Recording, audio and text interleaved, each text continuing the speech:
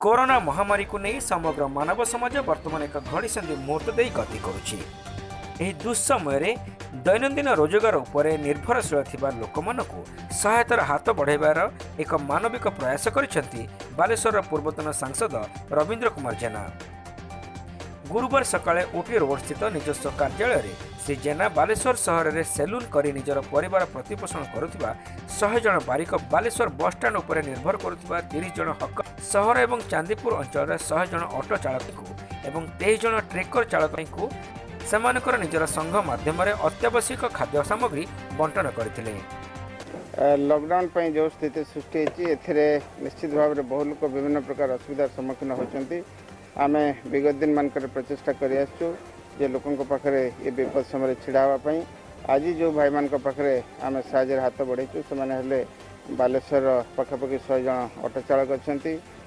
पखापाखि 200 ରୁ 250 सेलून भाई मैंने अच्छा सहित बस स्टैंड काम कर हकर भाई मैंने अच्छा ट्रेकर चलाउवा भाई मैंने अच्छा ये भाव में विभिन्न वर्गर लोक मान हाथ साहय हाथ बढ़ाई आम प्रचेषा करूँ आपण मान माध्यम आम जनसाधारण को आह्वान करूँ जे आपण मैंने भी आगे आसतु आपण अंचल जो मैंने रही साहय चाहूँगी आपण मैंने साहय हाथ बढ़ातु निश्चित भाव में प्रभु जगन्नाथ आशीर्वाद। यह कार्यक्रम में पूर्वतन उपनगरपाल मनोज कुमार राउत, बालेश्वर जिला बारिक समिति पक्षर संपादक शुभ्रलोचन बारिक, कोषाध्यक्ष हरेकृष्ण बारिक, संगठन संपादक नित्यानंद बारिक एवं रवींद्र बारिक, बालेश्वर ऑटो रिक्शा समन्वय कमिटी साधारण संपादक उमाकांत पात्र, कोषाध्यक्ष राजेंद्र बेहेरा, युग्म संपादक निरंजन साहू प्रमुख उपस्थित थे। आमर बारिक समिति जो बालेश्वर टाउन उपरे जतिक अच्छा से म्युनिसिपालिटी एरिया उपरे से गुड़ी को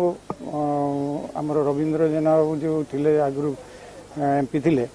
से मैंने बदान्य देखी जहाँकि आम किसी से अनुदान देले रेशन कहीं सब सेलून भाई मैंने दुकान बंद कर बसी रही घरे तांकर चुली जलू ना से मैंने बहुत माने असुविधा पड़ कि रोचती। द्वितीय कथा हूँ जे ये जो कोरोना महामारी जोटा व्यापी एटा विशेषकर सेलून वाला को बेसी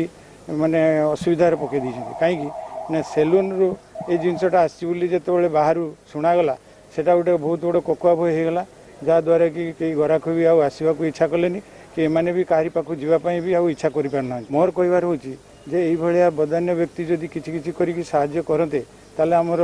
समितिर भाई माने किसी रकम बंची जाते। मु Sasmita Rana trekker and jeep association Gandhi Bhavan मुझे प्रेसिडेंट आमर सेक्रेटरी प्रेसिडेंट लिखित आकार सब देते जे किसी यही टाइम गाड़ी मालिक मैंने चुपी बसी कि ड्राइवर मैंने किसी साहाय्य से गोटे लिखित आकार देते सार डकई किसी साहाय्य यही कोरोना समय से जहाँ भी हो समस्त किसी जी भी साहाय्य करूँ ना कहीं यहाँ गोटे बहुत बड़ पदक्षेप जे लोक यही समय साहाय्य हाथ बढ़े मोर जहाँ भी हो किसी जोगाऊँ। बालेश्वर शेख नजीम को रिपोर्ट फोकस बालेश्वर।